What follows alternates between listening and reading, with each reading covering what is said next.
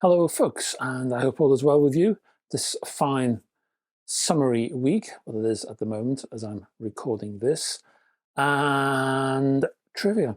And for this week's trivia question, we're sticking with theatre and film studies, and the question is this. Which androgynous 1980s chart regular kept appearing to whip up the population in a rather confusing 1985 film about the American War of Independence? One more time. Which androgynous 1980s chart regular kept appearing to whip up the population in a rather confusing 1985 film about the American War of Independence? As ever, this is just a bit of fun, so no research please, no Googling, and if you would like to know the answer to this question, I'll certainly give it to you at the end of this video. Until then, HiFi News.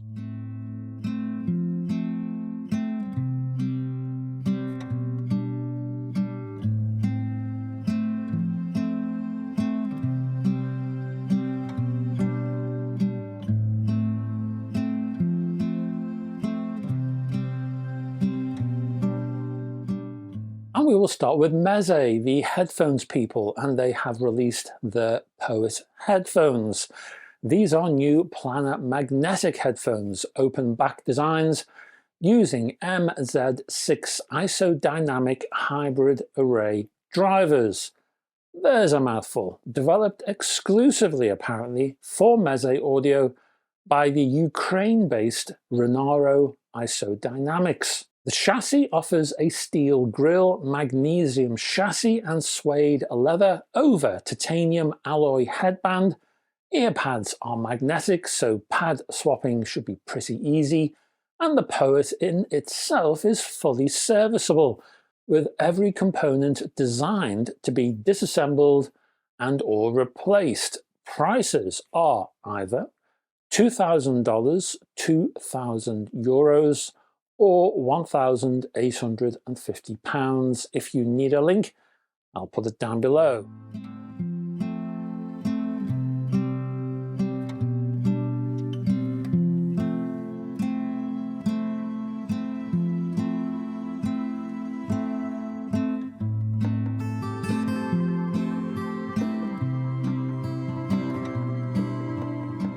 And we have the final ZE3000 SV A and C earbuds.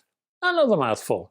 I'll give you the price for these straight away. A lot less than the others, a lot less than the Poets. And I will be rounding up the penny on all of these. So we are basically looking at £90 or $100 or €100. The ZE3000s include F-Core SV drivers, including a relatively large 10mm diameter F-Link port. Now, due to the placement of the battery, the electronic board, and the antenna within the housing, there's little space left to adjust the sound quality acoustically.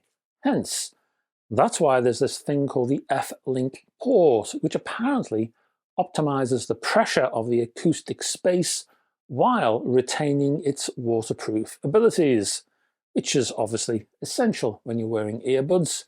You're liable to go for a swim at any time. Take me, for example. I'm often found on a Sunday afternoon, quietly relaxing on a Sunday, and then I'll get it into my head to swim the channel. So on go the Speedos, and off I go, 300-mile drive to the nearest coast, and well, thank God the final earbuds are waterproof, as I say. There's a couple of sound modes mixed in with this. There's the gaming mode feature activated via the Final Connect app.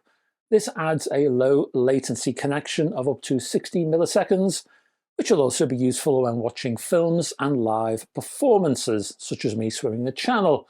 Other features include multi-point connection, wind cut mode, ambient sound mode, and 7-band equalizer. Bluetooth, well thank goodness that supports LDAC, and you get 7 hours of playback from the earbuds and 28 hours including the charging case.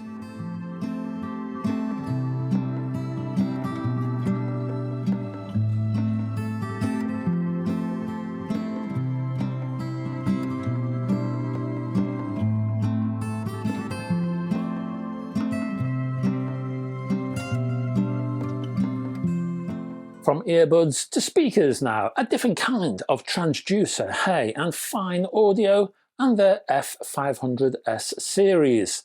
I've kind of addressed Fyne in one or two fragmented ways with their 500 series, so let me give you an umbrella and add one or two new bits just to complete the picture. For the 500S series, I think a couple of them are stand mounts and the rest are floor standers. The Isoflare driver technology has been updated for the new 500S series. Those Isoflare drivers integrate the tweeter and woofer into a single point source and include a neodymium HF high frequency magnet with a vented rear chamber to minimize resonance. Plus, you get a 25mm magnesium high-frequency diaphragm with self-dampening properties. Each high-frequency waveguide has a computer-optimized expansion pattern aimed at producing a flat response. The low-frequency section offers a multi-fiber cone terminated with the so-called Fyne flute roll surround technology, and also another so-called the bass track tricks, which I found so difficult to say, but I did it first time, hey. Diffuser system. You also get MDF cabinets with real wood veneers or piano grade gloss paint. One added extra for this particular news item is the compact F55Es, a kind of entry level design. Well, for this company at any rate. It combines a 5-inch or 125mm Isoflare with 5-inch bass driver in the cabinet spanning 925mm tall, 210mm wide. Price for these F55Es in black ash apparently is £899, well, let's just say £900. It's a penny short of £900, and in dollar terms we're looking at $1,200, and as far as euros are concerned, €1,100.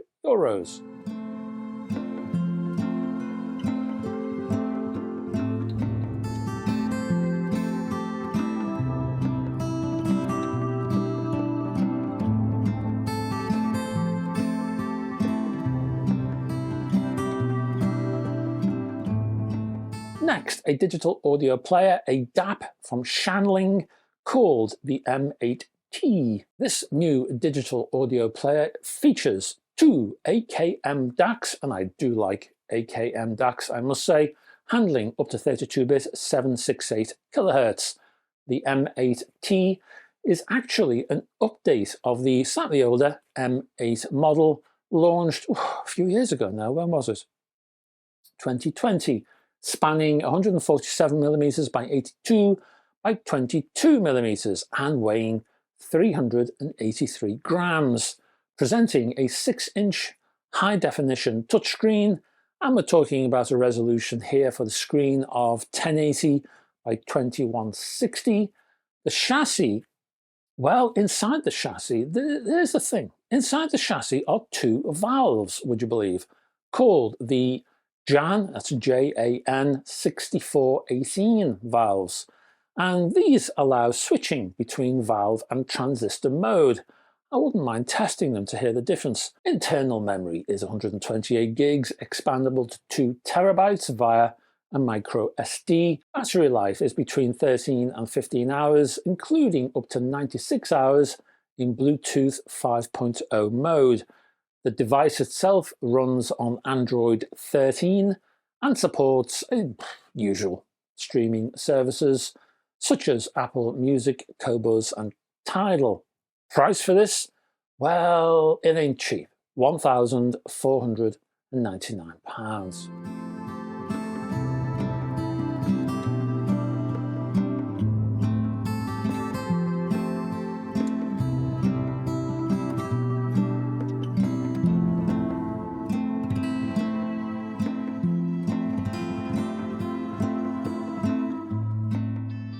Next, and finally, onto Pro-Ject now, and you're familiar, I'm sure, with the way Pro-Ject like to release the odd themed turntable. I can recall a Beatles version, there was a Ringo Starr specific version, I think, Metallica. Lots of themed turntables based on bands and so on. I think it's just bands. Have they done anything else besides music-related bands? I can't remember. Tell me if I'm missing anything. Anyway, AC/DC is next on the list. This uses a plinth that's based on the band's logo. Within the plinth, the sub-platter supports LED lighting, giving that glow you can see in the images. Although I do hear that you do get a felt mat. I don't think that's shown here because it kind of dumbs down the effect, but you do get a mat. Moving the rather heavy 10mm glass platter is a flat belt, and that is powered by an AC motor. Rather intriguingly is the arm. It's a bit of a strange device, isn't it? Spanning 8.6 inches, it's an acrylic model. Hanging off the end is an Audiophile 2M red moving magnet cartridge.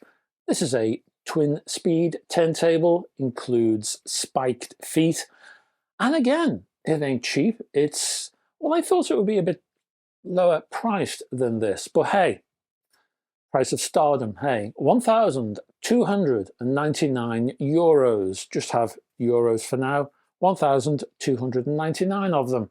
And that's your lot, folks. Thank you very much for staying to the end of this video. And before I do leave you, I'd like to give you an answer to that trivia question. Here's the question one more time, which is, which androgynous 1980s chart regular kept appearing to whip up the population in a very confusing, or rather confusing, I'm not sure, rather confusing 1985 film about the American War of Independence? Who was it? Who was this person? Well, the answer is Annie Lennox. That's right, Annie Lennox, in Hugh Hudson's Revolution, a film that the New York Times described as, and I quote, so giddily misguided that it's sometimes fun for all the wrong reasons. Al Pacino, of all people, played a Scottish fur trapper. Donald Sutherland gave his impression of an English sergeant major. Given that, it was no surprise that the part of the rabble-rousing, flag-waving Liberty woman should have been taken by Lennox, who was having lots of hits with the Eurythmics that year. And now you know. Thank you very much, as I say, for staying to the end of this particular video, and I'm going to be back with another one of these very soon indeed, and I hope to have your company. I'm going to stay here until the next one, so I'm not going to eat or sleep. I'm just going to wait for you to come back next time around. So I'll be a bit tired by then, hey. Anyway, I hope to have your company. Until then, bye-bye for now.